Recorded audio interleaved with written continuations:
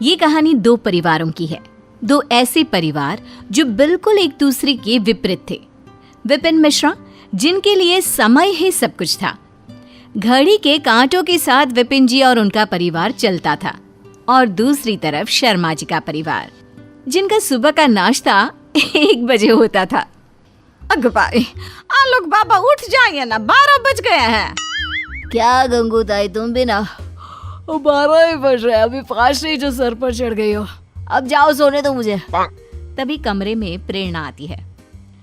अरे गंगा, तुझे बोला है ना मैंने, आलोक को परेशान ना किया कर। इतना शोर करके तू उसे उठाने आई कि मेरी आंख खुल गई। अब जा अच्छे से कुछ तैयार कर, तब तक मैं सॉन्ग सुनती हूँ। मैं भी तो उठ ही गया हूँ मम्मा, चलो ना मूवी चलते हैं। ये थी शर्मा जी के परिवार की एक झलक, जहाँ लोगों को दिन रात की कोई सूद बूद ना थी। और एक था मिश्रा परिवार। 7 बज गए। ओ गॉड, कितनी लेट हो गई हूँ मैं। पापा, मैं निकल रही हूँ कॉलेज के लिए। बहुत नाज है मुझे मेरी गायत्री पर। एक पढ़े लिखे तहजीबदार लड़के से शादी पक्की करवाऊंगा मेरी गायत्री की। गायत्री जब कॉलेज से लौट रही थी, तब आलोक की गाड़ी के सामने आकर गायत्री का एक्सीडेंट हो जाता है। यह एक्सीडेंट कहीं जानबूझकर तो नहीं किया गया? आपका बयान लेने पुलिस वाले आ रहे हैं। प्लीज गायत्री, मुझे बचा लो। यह एक्सीडेंट कैसे हुआ? मेरी ही गलती है इंस्पेक्टर साहब, इन्होंने तो मुझे हॉस्पिटल लाकर बचाया है। गायत्री आलोक को बचा लेती है। गायत्री की इस हरकत पर आलोक का दिल आ जाता है और वो गायत्री से शादी करने की ठान लेता है। विपिन की नामंजूरी के बाद भी गायत्री अपने पिता को मना ही लेती है। पापा, शायद भगवान की यही मर्जी है कि मैं शर्मा परिवार की बहू बनूं और उन्हें सुधारूं। गायत्री के बाद विपिन समझ जाता है और चट मंगनी पट ब्याह करके गायत्री शर्मा परिवार की बहू बन जाती है। शादी के दूसरे ही दिन सुबह 6 बजे। हे मन मोहन, हे मन मोहन, हे मुरलीधर, हे दामोदर। पहली बार शर्मा निवास में सुबह 6 बजे में आरती की आवाज आ रही थी। ये सुबह सुबह गाना कौन गाने लगा? सभी अपने अपने कमरों से निकलकर हॉल में आते हैं, जहां गायत्री आरती कर रही होती है। ये सब क्या है बहू? जो आज तक होना चाहिए था सासू माँ। गंगूताई, आज से सुबह का नाश्ता 1 बजे नहीं 7 बजे बन जाना चाहिए, और तब तक किसी ने ना खाया हो तो फिर उसे लंच ही मिलेगा। अरे ये क्या कह रही हो तुम गायत्री? वही जो आपने सुना। चलिए नहा लीजिए, वरना कहीं ऐसा ना हो कि गीजर का पानी भी नसीब ना हो। गायत्री पूरे घर की लगाम अपने हाथों में ले लेती है। शर्मा जी की घर में कोई खास इज्जत तो थी नहीं। यूं तो वो बहुत तमीजदार थे, पर घर पर उनकी कोई सुनता ही नहीं था। दोपहर के वक्त खाने पर, पापा जी, मैं कल से ही ऑफिस ज्वाइन करना चाहती हूँ, क्या आप फाइल्स दिखा सकते हैं मुझे? चलो, कोई तो है जिसे याद है कि हमारा बिजनेस भी है जो घाटे में जा रहा है। जब घर पर लोग इतने लापरवाह होंगे तो ये तो होना ही है ना पापा जी। अब मैं आ गई हूँ ना, डोंट वरी। उंगलियों पर गिन लो इतने लोग हैं घर पर, और 6 नौकर। आप सबको कल से आने की कोई जरूरत नहीं है। गंगूताई, बस आप ही आया करोगी काम पर, बाकी मैं और मम्मी जी मिलकर कर ही लेंगे। ये कैंची जैसी जबान मेरे आगे मत चलाना लड़की। 2 दिन हुए नहीं कि नाटक शुरू कर दिया। वैसे बयान तो मैं अब भी दे सकती हूँ मम्मी जी कि मेरा एक्सीडेंट आलोक की लापरवाही से हुआ था। पर क्या है ना, घर की बात घर पर ही अच्छी लगती है ना मम्मी जी? गायत्री यूं तो बहुत सीधी थी, मगर होशियार थी। वो समझ गई थी कि अगर इसी तरह चलता रहा तो वो दिन भी दूर नहीं कि शर्मा परिवार रोड पर आ जाए। घर वालों को पैसे की अहमियत और वक्त की कदर समझाने की अब गायत्री ने मानो ठान ली थी। अगली सुबह, मम्मी जी 6 बज गए, उठ भी जाइए, हमें नाश्ता भी तैयार करना है। क्या 6 बज गए? 10 बजे सोए होते तो उठने में इतनी दिक्कत ना होती। 4 बजे सोती है ना आप, तो दिक्कत तो होनी ही है। गायत्री नाश्ता तैयार करके आलोक के साथ ऑफिस निकल जाती है। आलोक का मन जरा भी काम में नहीं लगता, फिर भी गायत्री उसे ऑफिस में बैठने की आदत डलवाती है। पापा जी, बिजनेस की हालत तो कुछ ज्यादा ही खराब है, बहुत मेहनत करनी पड़ेगी। गायत्री घर पर सब संभालने के साथ साथ ऑफिस में भी दिन रात काम करती, पर प्रेरणा और आलोक की अय्याशियों को पूरा करने में अब बिजनेस इतने घाटे में था कि क्रेडिटर्स अपने पैसे मांगने पर उतारू हो गए। हमारा घर नीलाम हो रहा है प्रेरणा। ये सुनते ही अभी तक गायत्री की बातों को बोझ समझने वाले प्रेरणा और आलोक के पैरों तले जमीन खिसक जाती है।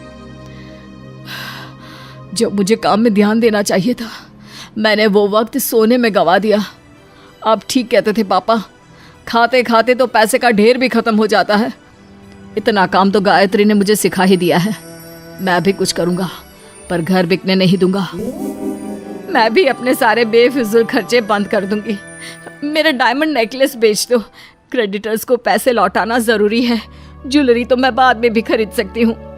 पूरा परिवार बिजनेस को बचाने में लग जाता है और शर्मा निवास बिकने से बच ही जाता है। गायत्री का गृह प्रवेश ना होता तो शर्मा निवास कब का नीलाम हो जाता। लखनऊ के एक प्रसिद्ध इलाके में धनराज जी अपनी पत्नी मीरा और बेटे निखिल के साथ रहते थे। मीरा एक आउटगोइंग फैशनेबल महिला थी जो हमेशा अपनी उम्र से कम ही दिखती थी। डाइट, वर्कआउट और हेल्दी लाइफस्टाइल के चलते वो फिट थी, जिनका उन्हें बहुत ही गुरूर भी था। धनराज जी भी उसके साथ गर्व से चलते और उन्हें कभी भी किसी चीज़ के लिए रोकते नहीं। क्योंकि निखिल उनका इकलौता बेटा था तो उनके कई अरमान थे अपनी बहू को लेकर। एक दिन डाइनिंग टेबल पर, बेटा निखिल, अब टाइम आ गया है कि तुम्हारे लिए लड़की देखें। तुम्हारे लिए हम एक मॉडर्न एजुकेटेड लड़की देखेंगे जो मेरे साथ मेरी किटी पार्टीज में चले, जिसे पार्टी करना पसंद हो और जिसका ड्रेसिंग सेंस मेरे जैसा हो, ताकि हम शॉपिंग करने जा सके। मेरा एक दो क्वालिटीज तुम निखिल के लिए भी छोड़ दो। वैसे लड़की तो हम उसी के लिए ढूंढ रहे हैं, है ना? अरे चुप रहिए आप, सब समझती हूँ मैं आपकी चालाकियाँ। हाँ निखिल, तू भी बता बेटा, कैसी लड़की चाहिए तुम्हें? वो माँ। हाँ बोल बेटा, क्या हुआ? तुझे लड़की में क्या खूबियाँ चाहिए? बोल बोल, शर्मा मत। अरे बोलना तो उसे। आप कुछ भी नहीं बोलेंगे। हाँ मेरा क्यूटी पाई, क्या चाहिए बोलो बेटा। मम्मी वो मैंने एक लड़की पसंद कर रखी है। अच्छा ठीक। एक मिनट, क्या कहा? पसंद कर रखी है? अरे कौन है वो, कहाँ से है, कितनी एजुकेटेड है, कैसी दिखती है? मॉम रिलैक्स, सोनल है वो, मेरी स्कूल की फ्रेंड। सोनल? वो मोटी सोनल? Mom how cheap. माना कि मैं ऐसा बोलता था, पर तब हम छोटे थे। हमारे स्कूल का रीयूनियन हुआ था ना, वहीं मैं उससे फिर मिला। माँ वो इतनी प्यारी है, क्या बताऊँ। उसकी आंखें, उसके बाल, उसके। बस मुझे नहीं जानना वो क्या और कैसी है, बस इतना बता, क्या वो अभी भी उतनी ही मोटी है? ये मोटी मोटी क्या लगा रखा है मॉम, वो ब्यूटीफुल है बस। अब ये सब आप रहने दीजिए और उसके पेरेंट्स से जल्दी मिल लीजिए। हरगिज़ नहीं, मुझे नहीं पसंद है वो लड़की। मेरी इस रिश्ते के लिए बहुत बड़ी ना है, एंड दैट्स इट। इतना कहकर मीरा अपना बैग लेती है और गॉगल्स लगाकर अपनी फ्रेंड्स को मिलने चली जाती है। अब कुछ भी कहो मॉम, बहू तो आपकी सोनल ही बनेगी। शाम को मीरा अपने घर में 30-40 लोगों को देखकर चौंक जाती है। अरे ये क्या है निखिल, ये सूट क्या है ये सब? Welcome to my wedding after party mom. ये सुनकर तो मानो मीरा को धक्का लगा, पर 40 लोगों के सामने वो बोलती भी तो क्या। पति भी बेटी के साथ ही मिला हुआ था, तो सबके सामने उन्होंने पार्टी में एंजॉय किया, पर सबके जाते ही। इस लड़की को मैं एक्सेप्ट करने को तैयार हूँ। सच में? थैंक यू माँ। पर सिर्फ तब जब ये वेट लूज करके आए। सोनल जो अब तक चुप थी, वो बोल पड़ती है। शायद आपको समझ में नहीं आ रहा कि मैं मोटी हूँ पर हेल्दी हूँ, पर अगर आपके और निखिल के लिए मुझे ये करना पड़ेगा तो ठीक है, बस 3 महीने और मैं आपकी स्लिम फिगर वाले स्टैंडर्ड को मैच कर जाऊंगी। अब तो ठीक है ना mummy ji? Don't call me mummy ji, कितना डाउन मार्केट है। I am going bye. इतना कहकर मीरा वहाँ से चली जाती है। अगले दिन सोनल की पहली रसोई होती है, जिसमें वो खीर, पूरी और सब्जी बनाती है खाने के टेबल पर। अरे बहू, वाह वाह वाह, क्या खाना बनाया है। ऐसे नाश्ते को किए तो बरसों हो गए हैं। ओह गॉश, ये क्या ऑयली और मीठा खाना है, किसने बनाया? अरे आज तो बहू की पहली रसोई है तो उसी ने बनाया है। तुम्हें क्या, तुम तो अपने स्किन केयर में इतना खो जाती हो कि किसी चीज़ का पता ही नहीं चलता तुम्हें। हरगिज़ नहीं, ये खाना मैं नहीं खाऊंगी बस। मॉम जी रिलैक्स, ये खीर में मैंने शुगर फ्री डाला है और ये पूरी एयर फ्रायर में बनाई है। सब्जी भी कम मसाला और तेल में बनाई है। आपकी फ़िटनेस को ध्यान में रख कर ही बनाया है मैंने सब कुछ, वरना रोज़ तो आप लोग सलाद और फ्रूट बाउल खाते हो नाश्ते में। ये मैं नहीं खाऊंगी, कह दिया तो कह दिया। मुझे तुम पर कोई भरोसा नहीं है। इतनी मोटी तो खुद हो, बाकी लोगों का क्या ध्यान रखोगी। नहीं खाना मुझे ये सब। शंभू, मेरे लिए एवोकाडो टोस्ट बनाओ जल्दी से। जी मालकिन, पर आप एक बार चेक कर तो देखिए बाबूजी ने क्या बनाया है। तुम मुझसे जुबान लड़ा रहे हो? हाँ, देखो जितना कहा है उतना करो, समझे? इतना कहकर मीरा वहां से जाकर सीधे निखिल के पास जाती है और कहती है, देखो निखिल, तुमने जो किया वो किया, पर मैं कहती हूँ तुम इसे छोड़ दो। ये लड़की तुम्हारे लिए कोई मैच नहीं है। कहाँ तुम इतने हैंडसम और कहाँ ये ढोल जैसी। माँ, इतना रूड होने की कोई ज़रूरत नहीं है। मैं सोनल से बहुत प्यार करता हूँ और मुझे वो जैसी है वैसी ही बहुत पसंद है। So please stop it now. Meera गुस्से में वहां से चली जाती है, पर उनके मन में अभी भी सोनल को निकालने की प्लानिंग चलती रहती है। कुछ दिनों बाद वो अपने घर पे पार्टी रखती है। सुनो सब लोग, मैं इस सैटरडे को पार्टी रख रही हूँ, तो सब लोग अपने आउटफिट्स रेडी रखना। सोनल, कुछ ढंग का पहन लेना। स्लीवलेस पहन के अपनी मोटी बाजुएं मत दिखाना, समझी? जी मॉम जी। मीरा के जाने के बाद, इतना मत सोचो मॉम की बातों के बारे में, वो तो बोलती रहेंगी, कुछ टाइम बोलेंगी, फिर अपने आप एक्सेप्ट कर लेंगी तुम्हें। तुम बस वही करो जो तुम्हें अच्छा लगता है। पति के विश्वास और स्नेह से सोनल का कॉन्फिडेंस और बढ़ जाता है और उसके गोल गोल गालों पर एक हल्की चमक के साथ लालिमा आ जाती है। हाय, बस इसी स्माइल का तो दीवाना हूँ मैं बेबी। निखिल प्लीज, अब तुम ना मुझे एम्बेरस कर रहे हो। दोनों हंसते हंसते खूब बातें करते हैं। पार्टी के दिन मीरा ने एक फ्लोर लेंथ गाउन पहना था, वहीं सोनल ने एक ऑफ शोल्डर ड्रेस पहना था। सब सोनल को ज्यादा देख रहे थे और उसके कॉन्फिडेंस और स्टाइलिंग की तारीफ भी कर रहे थे। अरे मीरा, तेरी बहू है तो थोड़ी गोल, पर बाप रे बाप क्या कॉन्फिडेंस है, कैसे कैरी करती है खुद को। इसे मैंने इतना कहा था कि ऐसे कपड़े ना पहनना। कैसी लग रही है ये? बहुत अच्छी लग रही है सोनल। तुझे कंपटीशन तो सॉलिड मिली है मीरा। ये सुनकर तो मीरा का गुस्सा 7वें आसमान पर पहुंच गया और सबके सामने उन्होंने सोनल को कहा, सोनल यहाँ आओ। Yes mom. ये क्या पहनकर खड़ी हो? जस्ट बिकॉज एक लोकल कंपटीशन क्या जीत लिया तुमने? तुम खुद को बहुत ब्यूटीफुल मानती हो। ये मोटा शरीर एक बार अच्छे से देखो और फिर उसी हिसाब से ड्रेसअप हुआ करो।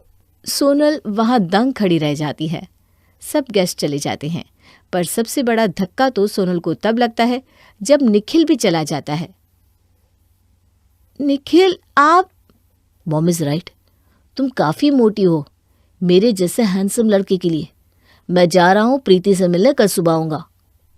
सोनल का कॉन्फिडेंस तो चूर चूर हो गया, पर अब उसने ठान ली थी कि वो जैसे तैसे अपने आप को स्लिम कर लेगी। चलो इंटरनेट पे देखते हैं ये क्या चीज़ है। वाह, ये पिल्स खा के तो वज़न 1 महीने में घट जाता है। चलो और भी देखते हैं। और बस सोनल ऐसे जाल में फंस गई कि उससे बाहर निकलना मुश्किल हो गया था। खाने में सिर्फ उबली हुई सब्जी खाना, दिन में एक ही बार खाना और पिल्स लेकर सोनल एक ही महीने में 10 किलो वजन घटा पाई। एक दिन सब हॉल में बैठे थे कि अचानक सोनल वहां आई। मॉम, निखिल कैसी लग रही हूँ मैं? सोनल, ये तुम हो? इतनी स्लिम, वाओ! पर ये डार्क सर्कल्स? जी वो मेकअप से ठीक हो जाएगा। Very good my child, proud of you. चलो आज रेडी रहना, हम मिसेस साहनी के घर जाएंगे। Okay mom. सोनल एक सुंदर सी वन पीस पहनी थी। मेकअप से उसके डार्क सर्कल्स तो ढक गए, पर उसमें एक अलग सा ढीलापन आ गया था। वो पहले जैसी फुर्तीली खुश नहीं थी। उसका शरीर दर्द में रहता और जब मौका मिलता वो सो जाती। सोनल उठ जाओ, हम साहनी जी के घर आ गए हैं। हाँ चलिए। हाय मीरा। ओ हाय सोनल, काफ़ी स्लिम हो गई हो तुम। पर पहले तो तुम कितनी फ्रेश और खुश लगती थी, अब देखो कैसे मुरझा गई हो। पर पतली बहुत हो गई हो। जी थैंक यू।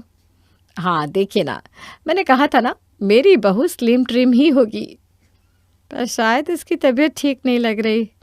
ऐसा कुछ नहीं है, बस थोड़ा वेट लूज़ करने में थकान तो होती है इनिशियली। खैर चलो पत्ते बांटो अब जल्दी से। और उधर सारी दोपहर औरतें किटी खेलती है।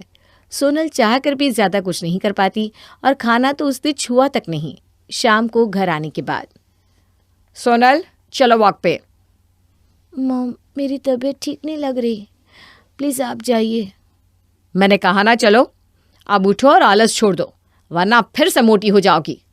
ये सुनते ही सोनल उठ खड़ी हुई और जूते पहनने लगी, पर अचानक से आवाज़ आई, धड़ाम। सोनल सोनल क्या हुआ? निखिल जल्दी आओ यहाँ। सब भागकर सोनल के कमरे में पहुंचते हैं और निखिल ने सोनल की बहन सीमा को बुलाया, जो डॉक्टर है। सीमा के चेकअप करने के बाद, सीमा प्लीज ये मत कहना कि सोनल प्रेग्नेंट है, मुझे अभी दादी वादी नहीं बनना। जी आंटी, आपका स्टेटस, आपकी दोस्त, आपकी हाई फाई लाइफ, आपका दादी बनने का मन, सब आप पर ही तो निर्भर है। अरे क्या बिगाड़ा है मेरी बहन ने आपका, जो आप पहले ही दिन से उसके पीछे पड़ी हुई है। मीना की सोनल चबी है, पर वो इतनी हेल्दी थी। उसके चेहरे का ग्लो, उसका स्टेमिना सब कमाल का होता था। पर आप जैसे लोग आज भी लंबी पतली के आइडिया पर जा रहे। इन्हीं चीज़ों की वजह से आज देश की बेटियां चाहे जितना कुछ हासिल करें, अंत में उन्हें रिजेक्ट किया जाता है। क्यों? क्योंकि वो पतली नहीं है। आपको पता भी है, सोनल ने ऐसी दवाइयाँ ली हैं जिसकी वजह से उसका माँ बनना नामुमकिन हो गया है। जी हाँ, और उसकी हड्डियाँ इतनी कमज़ोर है कि हल्के से धक्के से भी वो गिर जाएगी। स्टार्वेशन या खुद को भूखा रखना औरतें कई ज़माने से करती आ रही है, और उसका नतीजा 40-45 साल की उम्र में मेनोपॉज, चेहरे पे झुर्रियाँ, बालों का गिरना और ओवरऑल ज़ीरो स्टेमिना। और जीजू आपने तो उसको तोड़ ही दिया। जब तक आप थे वो आंटी की बातों का इतना बुरा नहीं मानती थी, पर आपने तो उन्हें उस प्रीति के लिए छोड़ दिया। सीरियसली, इसीलिए भगा कर ले आए थे सोनल को। आपको शर्म आनी चाहिए। एक्चुअली आप लोगों पे तो घरेलू मानसिक तनाव का केस होना चाहिए। आपने उसे कितना टॉर्चर किया है। हमें माफ़ कर दे बेटा सीमा, हम समझ गए हैं अपनी गलती। हाँ सीमा, हम सोनल का अब से खूब ध्यान रखेंगे। बिल्कुल भी नहीं। आप लोगों के पास एक बार छोड़कर देख लिया अपनी बहन को, अब और नहीं, लेकर जा रही हूँ मैं। और सीमा सोनल को ले जाती है। देखो मीरा, मैंने आज तक तुम्हें कुछ नहीं बोला, कभी नहीं टोका, पर तुमने मेरे हंसते खेलते परिवार को उजाड़ दिया। अब रखो अपनी स्लिम फिगर को अपने पास, क्योंकि मैं तुमसे अब और कोई रिश्ता नहीं रखना चाहता। जहाँ मीरा फूट फूट कर रोती है, वहीं निखिल की आंखों में था सिर्फ पश्चाताप, और रह जाती है अपनी सोनल के साथ बिताए लम्हों की यादें। बस। पानकी और प्रकाश की शादी लव मैरिज थी। दोनों एक दूसरे से काफ़ी सालों से प्यार करते थे और दोनों ने घर वालों की मर्जी से शादी भी कर ली। हाँ, पहले दोनों के घर वाले उन दोनों की शादी के लिए नहीं मान रहे थे, लेकिन दोनों की जिद को देखकर दोनों के घर वालों ने उनकी शादी करवा दी। आज हमारी शादी को पूरा 1 साल हो गया है। मुझे तो आज भी यकीन नहीं हो रहा कि हम साथ में हैं। हाँ, मुझे भी ऐसा ही लगता है कि आज भी हम छुप छुप कर मिल रहे हैं और घर वालों को पता नहीं है। कितना डरते थे ना उस वक्त हम, कि कहीं घर वालों को पता चल गया तो हमें मिलने नहीं देंगे, एक नहीं होने देंगे। और नहीं तो क्या, हम कॉलेज में साथ में हुए थे, उस वक्त दोनों पढ़ाई कर रहे थे। मुझे तो लगता था कि कहीं तुम्हारे घर वाले तुम्हारी शादी कहीं और ना करवा दे। ऐसे कैसे करवा देते? मैंने कह दिया था कि मैं तुम्हारे अलावा किसी और से शादी नहीं करूँगी। हाँ, लेकिन घर वालों की मर्जी के बिना हम शादी नहीं करने वाले थे। याद है, हमने यही सोचा था कि हम कभी भागेंगे नहीं, चाहे घर वाले ना माने। हाँ, और ये वादा भी किया था कि किसी और से शादी भी नहीं करेंगे अगर एक दूसरे से शादी नहीं हो पाई तो। मुझे तो लगता है तुम तो कर ही लेती किसी और से शादी, मुझसे अगर अच्छा लड़का मिलता तो, है ना? अच्छा, इतना ही विश्वास है तुम्हें मुझ पर? हाँ। प्रकाश! अरे मजाक कर रहा हूँ मैं। जानता हूँ कि तुम मेरे अलावा किसी और से कभी शादी नहीं करती, इसीलिए तो अच्छी जॉब ढूंढकर सबसे पहले तुम्हारे मम्मी पापा से बात की मैंने, और आज देखो हमारी शादी को 1 साल पूरा भी हो गया। हाँ, भगवान करे कि हमारी शादी की सालगिरह हम हर साल यूं ही हंसी खुशी मनाते रहें। लेकिन आज हम सालगिरह नहीं मना पाएंगे वैसे। क्यों? आज हमारी पहली सालगिरह है शादी की। आज क्या काम आ गया तुम्हें? अरे ऑफिस में बॉस ने एक ज़रूरी मीटिंग रख दी, लेकिन मैं प्रॉमिस करता हूँ कि शाम को जल्दी आ जाऊँगा, पक्का। प्रकाश, आज हमारी शादी की पहली सालगिरह है और तुम मुझे घर पर छोड़कर ऑफिस जा रहे हो। बात को समझा करो ना पानकी, मेरा जाना बहुत ज़रूरी है। मुझे हमारे भविष्य के बारे में भी तो सोचना है ना आखिर। चलो ठीक है, लेकिन शाम को पक्का जल्दी आ जाना और हम साथ में कहीं घूमने जाएंगे। हाँ हाँ, पक्का जल्दी आ जाऊँगा, और हम साथ में खाना खाने भी जाएंगे। प्रकाश के ऑफिस जाने से वैसे तो पानकी काफ़ी उदास थी पूरा दिन, इसलिए उसने अपने मायके फ़ोन लगाया जिससे उसका मूड थोड़ा सा अच्छा हो सके। सालगिरह की बहुत बहुत बधाई हो बेटी। थैंक यू माँ। मुझे तो लगा आज बहुत बिजी होगी जमाई जी के साथ घूमने में, इसीलिए मैं और प्रिया तुझे फ़ोन नहीं कर रहे थे। अरे कहाँ माँ, आज तो ऑफिस चले गए, ये कोई काम आ गया था। तो घर पर ही बैठी है अभी तक? हाँ, इन्होंने कहा शाम को आएंगे फिर कहीं घूमने चलेंगे, इसलिए अब तो घर पर ही हूँ। अब घर पर होगी तो घर का काम भी किया होगा, खाना भी बनाया होगा। हाँ, ससुराल में बैठकर पलंग तो नहीं तोड़ सकती माँ, सब कुछ करना ही पड़ेगा ना मुझे। अरे मेरी बच्ची कितनी उदास हो गई है। ये सारे पति ना ऐसे ही होते हैं, शादी के कुछ वक्त बाद पत्नी पर ध्यान देना ही बंद कर देते हैं, उन्हें कहीं घूमने नहीं ले जाते, कोई वादा नहीं निभाते। अरे नहीं माँ, प्रकाश ऐसे नहीं है, उन्होंने वादा किया है कि वो शाम को जल्दी आएंगे। अरे देख लेना, सब मर्द एक जैसे होते हैं। ले अपनी भाभी से बात कर। दीदी कैसी हैं आप? हेलो भाभी। दीदी बाकी मर्दों का तो पता नहीं, लेकिन आपके भाई तो मुझे अपने सर आंखों पर रखते हैं। मेरे जन्मदिन पर, हमारी सालगिरह पर मुझे एक पल के लिए भी अकेला नहीं छोड़ते वो। वैसे तो हमारी अरेंज मैरिज है, लेकिन प्यार तो वो मुझे लव मैरिज से भी ज़्यादा करते हैं। हाँ, सही कह रही हैं भाभी, प्रकाश का ध्यान आजकल मेरी तरफ से हटता जा रहा है, शायद वो हमारे भविष्य को लेकर परेशान है। हाँ, लेकिन घर वालों को मनाकर आपसे शादी की है उन्होंने, सबसे पहले तो आप पर ही ध्यान देना चाहिए ना। पर ठीक है, कोई बात नहीं, वो आपसे प्यार तो बहुत करते हैं। चलिए भाभी, मैं अभी फ़ोन रखती हूँ, मुझे कुछ काम याद आ गया है। अपने मायके वालों की बातें सुनकर पानकी का मन और भी उदास सा हो गया, लेकिन वो खुश इस बात से थी क्योंकि प्रकाश ने वादा किया था कि वो शाम को जल्दी आकर उसे घुमाने ले जाएगा। यही सोचकर वो शाम को अपने लिए कपड़े चूज़ करने लगती है। ये पहनूं या प्रकाश का पसंदीदा रंग पहनूं? ये पहन लेती हूँ, प्रकाश को पसंद आएगा और मुझ पर अच्छा भी लगता है। ये झुमके सही रहेंगे। अच्छे लग रहे हैं। अरे बहू, 7 बज गए, खाना नहीं बनाना क्या आज? माँ जी, आपके लिए खाना बना देती हूँ, क्योंकि अभी प्रकाश आते होंगे तो हम दोनों बाहर घूमने जाएंगे। अरे प्रकाश इतना बिजी है, तुझे लगता है आ पाएगा? हाँ माँ जी, उन्होंने मुझे प्रॉमिस किया है, वो ज़रूर आएंगे। ठीक है, फिर मेरे लिए ना तू खिचड़ी ही बना देना। ठीक है माँ जी, अभी बना देती हूँ, वैसे भी उनके आने का टाइम हो गया है। पानकी ने जल्दी से कावेरी के लिए खाना बना दिया और अब उसकी आंखें दरवाजे के आगे गड़ी हुई थी, लेकिन प्रकाश जल्दी नहीं आया। उसे आने में 9 बज गए। सॉरी वो ना, मुझे आने में देरी हो गई, बॉस ने अचानक से काम दे दिया। आपने जानबूझकर देरी की ना, जिससे आप मुझे बाहर ना ले जा सके। अरे बहू, एक तो मेरा बेटा थका हुआ आया है, ऊपर से तू है कि उस पर चढ़े ही जा रही है। अरे सच में कुछ काम आ गया था, और मैं क्यों नहीं लेकर जाऊंगा बाहर? मैंने खुद ही तुमसे कहा था ना कि आज शाम को मैं आऊंगा और हम चलेंगे। मैं सब जानती हूँ। माँ सही कह रही थी, एक बार शादी हो जाती है ना तो मर्द बदल जाते हैं। अच्छा, तो ये सब तुम्हारी माँ की पट्टी पढ़ाई हुई है? मेरी माँ के बारे में कुछ बोलने की जरूरत नहीं है। हाँ, वो भले ही मेरे बेटे के बारे में कुछ भी बोले और हम उनके बारे में पीठ पीछे भी ना बोले हैं। माँ जी, ये हम पति पत्नी के बीच का मामला है, आपको बीच में बोलने की कोई जरूरत नहीं है। क्यों? तुम्हारी माँ हमारे मामले में बोल सकती है और मेरी माँ ना बोले? हाँ तो रहो अपनी माँ के साथ, उनके साथ ही अब बाहर जाना घूमने। एक तो इतना थक हार के आया हूँ, ऊपर से तुम दिमाग खराब करिए। हाँ, तुम्हें तो अब यही लगेगा ना। छोड़ो, मुझे तुमसे बात ही नहीं करनी। माँ, मैं ऊपर छत पर सोने जा रहा हूँ। अरे बेटा, खाना तो खा ले। नहीं माँ, भूख मर गई मेरी। प्रकाश और पानकी की पहली सालगिरह पर ही लड़ाई हो गई, जिस वजह से उन्होंने कुछ दिन एक दूसरे से बात भी नहीं की। लेकिन फिर धीरे धीरे उनके बीच के मनमुटाव और भी बढ़ने लगे। अरे उस दिन ही तो पैसे दिए थे तुम्हें।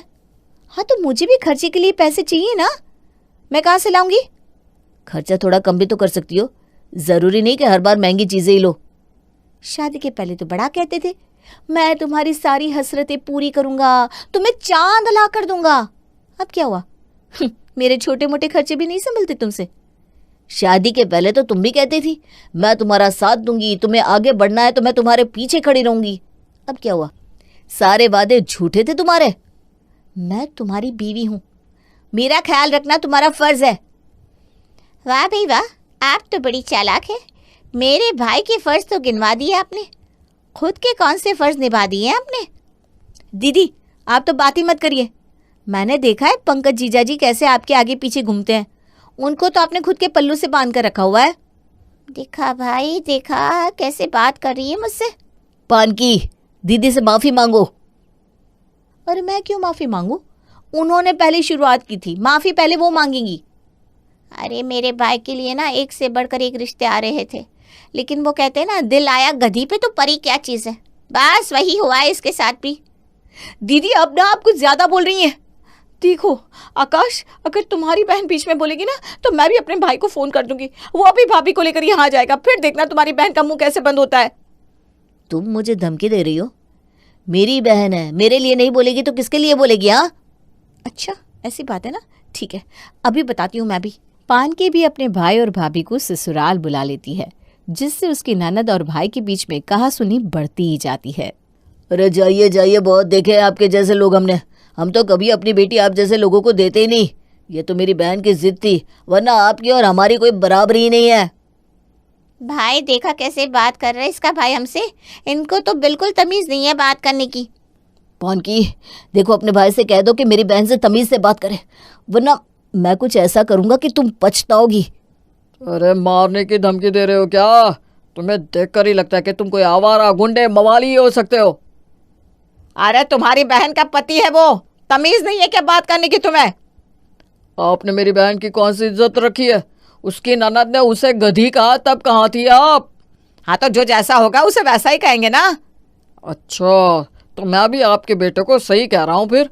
2 टके की नौकरी करता है, मेरी बहन के खर्चे तो उठा नहीं सकता ये। अरे फिर शादी क्यों की इसने? तुमने हमारे बीच की बातें अपने भाई को बता दी। आप भी तो बात बात पर अपनी माँ और बहन को आगे कर देते हैं, तो मैं क्यों ना करूं? हाँ तो वो तुम्हारा ससुराल है, ये अब पराये हो चुके हैं। ये भी मेरा मायका है, मेरा दुख ये नहीं समझेंगी तो कौन समझेगा? आप तीनों एक साथ हो जाते हो और मैं अकेली हो जाती हूँ। तू चिंता मत कर बहन, मैं तुम्हारे साथ हूँ। चल तू अपने घर चल। अपने घर चल मतलब? यही उसका घर है, उसे यहीं रहना होगा। सोच ले पानकी, इस इंसान के साथ तू अपनी पूरी जिंदगी गुजार सकती है जो अपनी माँ और बहन की सुनता हो? ये तो बात बात पर उन्हें तेरे से ही आगे रखेगा। पानकी, अगर आज तुम इस घर से गई तो हमारा रिश्ता खत्म समझना। इसीलिए मैं अभी कह रहा हूँ, अपने भाई को कहो यहाँ से चला जाए। मेरी बहन अब यहाँ नहीं रहेगी, तुझे जो करना है कर ले, समझा? चल पानकी। बात की गर्मा गर्मी इतनी बढ़ चुकी थी कि पानकी अपने भाई के साथ अपना सामान लेकर चली गई, और यहाँ गुस्से में प्रकाश ने भी उसे एक बार भी नहीं रोका और ना ही वापस आने के लिए फोन किया। देखा, उसे पड़ी ही नहीं इस रिश्ते की। कोई पढ़ी लिखी होती तो आकर माफी मांग लेती हमसे, लेकिन उसने तो एक फोन तक नहीं किया। प्रकाश, मैं तो कहती हूँ इस रिश्ते का कोई मतलब नहीं, तू उससे तलाक ले ले। अरे तेरे लिए बहुत सारी लड़कियां मिल जाएगी। हमने तो पहले ही कहा था मत कर ऐसी लड़की से शादी, लेकिन इसके प्यार में अंधा हो चुका था तू। मैं सोच रहा था एक बार दिव्या से बात कर लेता हूँ। अगर तूने फ़ोन किया ना तो तुझे हर बार झुकना पड़ेगा भाई, समझ ले। कोई ज़रूरत नहीं है फ़ोन करने की, मैं तलाक के पेपर बनवा देती हूँ। दूसरी तरफ मानकी के घर। अरे बेटा हम है ना, तू चिंता क्यों करती है, हम सब तेरे साथ हैं। हम तेरे लिए इस लड़के से अच्छा लड़का ढूंढेंगे। और नहीं तो क्या, कोई ज़रूरत नहीं है ऐसे घर में फिर से जाने की, हम है ना तेरे साथ। और नहीं तो क्या पानकी, वैसे भी वो लड़का तेरे लायक नहीं है। मैं सोच रही थी एक बार प्रकाश से जाकर मिल लूँ तो अच्छा रहेगा। अरे कोई ज़रूरत नहीं है उनके घर फिर से जाने की, हमें उन लोगों से कोई रिश्ता नहीं रखना। अरे बेटा तू क्यों चिंता करती है, तेरे लिए एक से बढ़कर एक रिश्ते लाएंगे हम। प्रकाश और पानकी अपने रिश्तेदारों के कहने पर एक दूसरे से तलाक ले लिया और अलग हो गए। उसके बाद उन दोनों ने एक दूसरे की शक्ल भी नहीं देखी कभी। दोनों के रास्ते अलग हो चुके थे। समय बीतता गया और यादें भी धुंधली पड़ती गई। 10 साल बाद कॉलेज का रीयूनियन। वहाँ सारे पुराने दोस्त आए हुए हैं। पानकी पीछे मुंह करके खड़ी हुई है। प्रकाश पीछे आकर बुलाता है। पानकी। प्रकाश, ये तुम ही हो ना? क्यों, शक्ल पहचानने में नहीं आ रही? इतना बूढ़ा हो गया हो क्या? नहीं, 10 साल बाद देख रही हूँ तो बस। कैंटीन में बैठकर बात करें? हाँ, दोनों पुराने दिनों की तरह कैंटीन में जाते हैं। 10 साल बाद फिर से एक दूसरे से मिलकर दोनों के बीच एक अजीब सी खामोशी और हिचक सी थी। तभी प्रकाश ने कहा, साड़ी में अच्छी लग रही हो। तुम भी सूट में अच्छे लग रहे हो। शादी हो गई तुम्हारी? नहीं, तुम्हारी बीवी नहीं आई साथ में? अभी तक मिली नहीं है। शायद दोनों को एक दूसरे से बहुत कुछ कहना था, लेकिन शब्द नहीं मिल रहे थे दोनों को। इसलिए दोनों बस एक दूसरे को देखे जा रहे थे। तुम्हारी माँ ठीक है? नहीं, अब उनकी तबीयत इतनी ठीक नहीं रहती, ज़्यादातर सोई रहती है। तुम्हारी माँ ठीक है? 2 साल पहले उनका देहांत हो गया। ओह, तो तुम अभी अपने भाई भाभी के साथ रहती हो? अकेले रहती हूँ। भाभी को मेरे रहने से दिक्कत होने लगी थी। झगड़े हो रहे थे तो मैंने अपने लिए किराए पर घर ले लिया। पास में ही स्कूल है, वहाँ पढ़ाती हूँ। तुम बताओ, निधि दीदी ठीक है? हाँ ठीक है।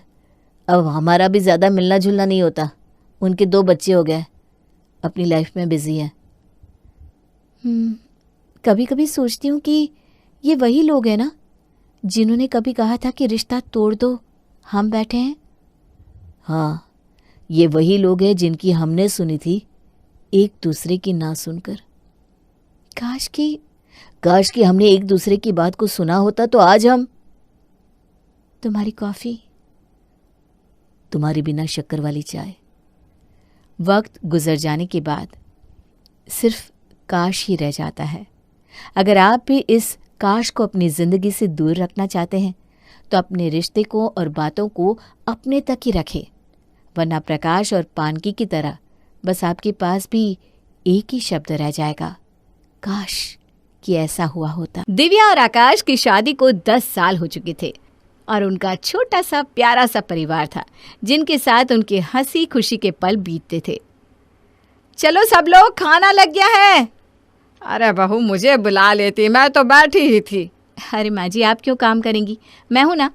आप आइए, खाने के लिए बैठिए। अरे गोलू और चिंकी कहाँ है? हम यार मम्मी। आओ चलो जल्दी से टेबल पर बैठ जाओ। पापा मुझे खाना नहीं खाना। अरे तो क्या खाना है मेरी बच्ची को, बताओ, पापा लेकर आएंगे। कोई कुछ लेकर नहीं आएगा, आपने ही इन दोनों को बिगाड़ के रखा है। अरे अपने बच्चों को नहीं बिगाड़ूंगा तो और किसे बिगाड़ूंगा। पापा प्लीज आज बाहर खाना खाने चले, पास्ता खाएंगे। मेरी बेटी को पास्ता खाना है, चलो चलते हैं। आकाश, पर मैंने इतना सब बनाया है, ये कौन खाएगा? अरे सुबह मुझे ऑफिस में डाल करते थे ना, कोई बात नहीं। मतलब अपने बच्चों के लिए आप रात का खाना सुबह टिफिन में लेकर जाएंगे? हाँ, अब जल्दी करो ना, तैयार हो जाओ, हम बाहर जा रहे हैं। हाँ हाँ चलो ना, वैसे भी कितना वक्त हो गया है, पूरा परिवार हम साथ में कहीं नहीं गए। ठीक है, हम सब तैयार हो जाते हैं। और आज हम दिव्या के पसंद की होटल में चलेंगे। आपको पता है मैं कितनी भाग्यशाली हूँ जो मुझे आप जैसे पति और ऐसा ससुराल मिला है। अरे ठीक है आप जल्दी करो और तैयार हो जा। चलो बच्चे जल्दी करो। दिव्या ने अपनी जिंदगी बस अपने परिवार के आसपास ही समेट ली थी और आकाश भी एक जिम्मेदार पति था जो अपने परिवार के लिए दिन रात मेहनत करता था। दिव्या, आज मुझे आने में देरी हो जाएगी, ठीक है? ऑफिस में बहुत काम है। ठीक है, लेकिन खाना वक्त पे खा लेना। हाँ पक्का खा लूँगा। तुम भी बच्चों को खाना खिलाकर सो जाना, मेरे इंतज़ार में बैठी मत रहना, ठीक है? ठीक है, मैं आपके लिए एक्स्ट्रा फ्रूट्स भी डाल देती हूँ। आपको रात को भूख लगी तो? अरे इतनी मेहनत मत करो, मैं ऑफिस में कुछ ना कुछ खा लूँगा। नहीं नहीं नहीं, आपके लिए मेहनत करना मुझे अच्छा लगता है। आप रुकिए, मैं अभी आती हूँ। ये लीजिए। अच्छा दिव्या, मैंने चिंकी और गोलू के लिए एफडी करवा दी है। सोच रहा हूँ तुम्हारे लिए भी कुछ एफडी करवा कर रख दूँ। अरे मुझे क्या ज़रूरत है पैसों की, आप है ना मेरे लिए। अरे हाँ, पर भविष्य का क्या भरोसा। जब तक आप मेरे साथ हैं तब तक मुझे कोई चिंता नहीं। आपके साथ तो मैं कहीं भी कैसे भी रह सकती हूँ। ठीक है, अब मैं चलता हूँ, मुझे देर हो रही है। ठीक है, अपना ध्यान रखना। आकाश और दिव्या का परिवार खुशियों से भरा हुआ था, लेकिन इसके पीछे का सच शायद अभी तक दिव्या को भी नहीं पता था कि आकाश का प्यार उसके लिए बस एक दिखावा था, जबकि उसका रिश्ता अब किसी और से जुड़ गया था। कब तक हम यूं ही छुप छुप कर मिलेंगे? तुम्हें तो सब कुछ पता है, मेरी शादी हो चुकी है, 2 बच्चे हैं। हाँ, मैं सब जानती हूँ। जब मैं तुम्हारी सेक्रेटरी बनी थी तब से लेकर आज तक तुम मुझसे हर बात शेयर करते आए हो। मेरा परिवार है, लेकिन मैं प्यार तो तुमसे करता हूँ। लेकिन मैं अपने बच्चों को कैसे बताऊँ कि मैं उनके लिए दूसरी मम्मी लाना चाहता हूँ। हम दोनों को कभी ना कभी तो उन्हें बताना ही होगा ना कि हम दोनों साथ रहना चाहते हैं। हाँ, लेकिन मुझे थोड़ा वक्त दो, मैं उन्हें धीरे धीरे सब कुछ समझा दूंगा। हम दोनों को साथ हुए 2 साल हो गए हैं, और कितना वक्त चाहिए तुम्हें? तुम अपनी माँ से क्यों नहीं कहते कि वो हम दोनों की शादी करवा दे? अरे मेरी माँ दिव्या को बहुत पसंद करती है, मैं उनसे कैसे कह दूं कि मुझे दूसरी शादी करनी है। तुम्हारी माँ दिव्या की सास बाद में है, तुम्हारी माँ पहले है। अगर तुम मुझसे कहोगे कि तुम मुझसे सच्चा प्यार करते हो और मेरे साथ ही खुश रहोगे तो वो ज़रूर तुम्हारी बात समझेगी। हाँ, तुम सही कह रही हो, आखिरकार वो मेरी माँ है, मेरी खुशी को ज़रूर समझेंगी। मैं तो कहती हूँ हमें सही मौका देकर उनसे बात कर लेनी चाहिए। ठीक है, मैं सही मौका देखकर उनसे हम दोनों की शादी की बात करता हूँ। और मुझे कोई दिक्कत नहीं है अगर दिव्या भी उसी घर में रहे तो, क्योंकि मुझे पता है तुम सिर्फ मुझसे प्यार करते हो। आकाश अपनी सेक्रेटरी शीना के साथ 2 साल से रिश्ते में था, लेकिन उसके घर वालों को इस बारे में कुछ पता नहीं था। पर अब शीना उस पर दबाव डाल रही थी कि वो अपनी माँ से उसके बारे में बात करे, जिससे वो दोनों शादी कर सके। अरे आकाश, दिव्या का जन्मदिन आ रहा है, तूने कुछ सोचा है उसे क्या तोहफा देगा? अरे कितनी चीज़ें पूछी मैंने दिव्या से, लेकिन वो तो हमेशा यही कहती है मुझे कुछ नहीं चाहिए। अरे उसे तो किसी भी चीज़ की कभी कोई ज़रूरत नहीं होती, लेकिन तू उसके लिए अच्छा सा तोहफा ले आना, ठीक है? ठीक है माँ, मैं सोच रहा हूँ उसके लिए सोने की अंगूठी बनवा दूँ। हाँ हाँ, बनवा दे, उसे अच्छा लगेगा। वैसे भी वो जब से इस घर में शादी करके आई है तब से इस घर में कभी लक्ष्मी की कमी नहीं हुई। ठीक है माँ, मैं उसके लिए सोने की अंगूठी बनवा देता हूँ। अच्छा तू एक काम करना, हमारे राजश्री ज्वेलर्स है ना, उससे ही बनवा देना। उनके पास ना बहुत अच्छे अच्छे डिज़ाइंस होते हैं। हाँ माँ, ये भी सही है, मैं उनसे ही बनवा दूँगा।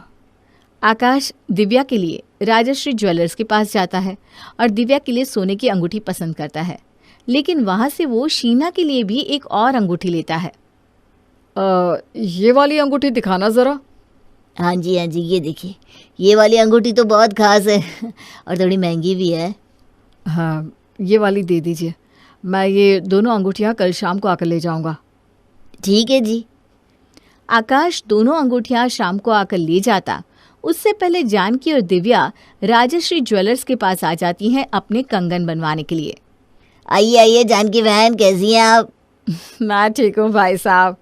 मुझे तो लगा था आकाश शाम को आएगा अंगूठियाँ लेने, आप दोनों तो जल्दी ही आ गई। अंगूठियाँ? अरे भाई साहब, आपने तो सरप्राइज ही खराब कर दिया। आकाश ने वो अंगूठी दिव्या के जन्मदिन के लिए बनवाई थी। अरे सॉरी सॉरी, मुझे पता ही नहीं था कि आकाश ने दोनों अंगूठियां दिव्या के लिए बनवाई है। 2 अंगूठियाँ? लेकिन उसने तो मुझसे कहा कि उसने एक ही अंगूठी बनवाई है। मुझे सरप्राइज देना चाहती होंगी इसलिए। आप उन्हें बताना मत कि हमने दोनों अंगूठियाँ देख ली हैं। अरे ठीक है, वो देखो आकाश जी तो सामने से आ रहे हैं। अरे एक काम करते हैं, हम अंदर छुप जाते हैं, उसे सरप्राइज देंगे। दिव्या और जानकी अंदर कमरे में जाकर छुप जाती हैं और इंतजार करते हैं कि कब आकाश अंगूठी लेने आए और वो दोनों उसे सरप्राइज दे। लेकिन आकाश वहाँ शीना के साथ आता है। आओ देखो, मैंने तुम्हारे लिए ये वाली अंगूठी पसंद की है, कैसी लगी तुम्हें? ये तो बहुत सुंदर है सच में। दिव्या के लिए कौन सी पसंद की है? अरे उसके लिए कुछ खास डिज़ाइन नहीं है, बस ऐसे ही है। सच में आकाश, तुम मुझे कितना प्यार करती हो। I love you too. Akash, क्या कर रहा है तू? माँ, दिव्या आप दोनों यहाँ? दिव्या वहाँ से कुछ भी कहे बिना चली जाती है।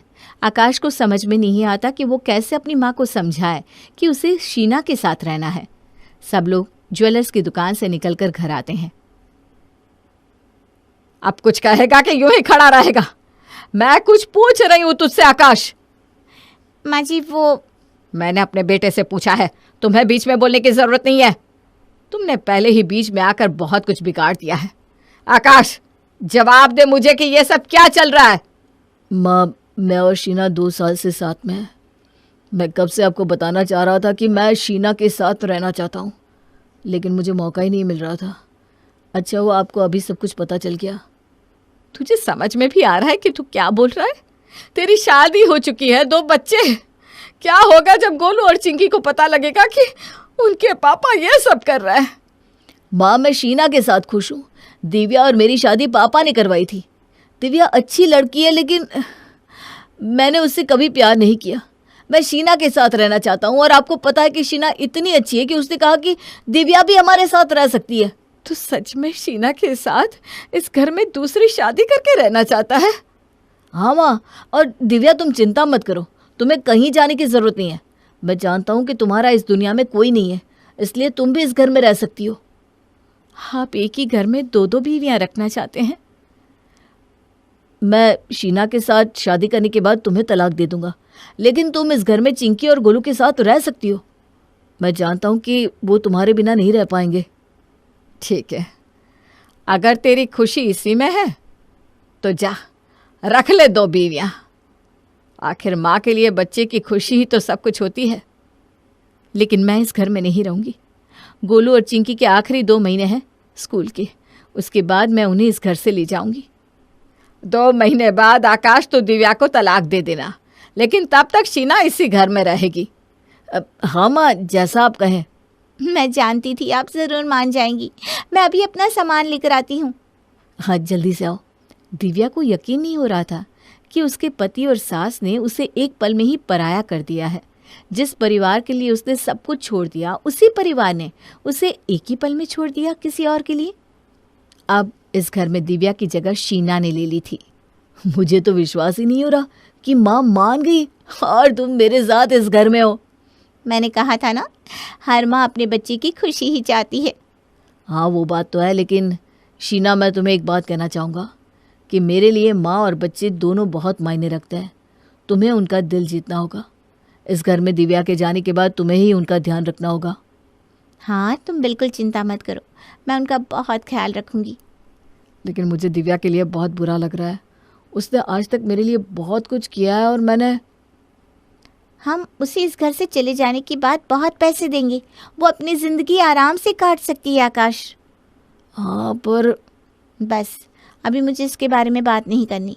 आज मैं सबके लिए खाना बनाऊंगी जिससे सब लोग खुश हो जाएंगे।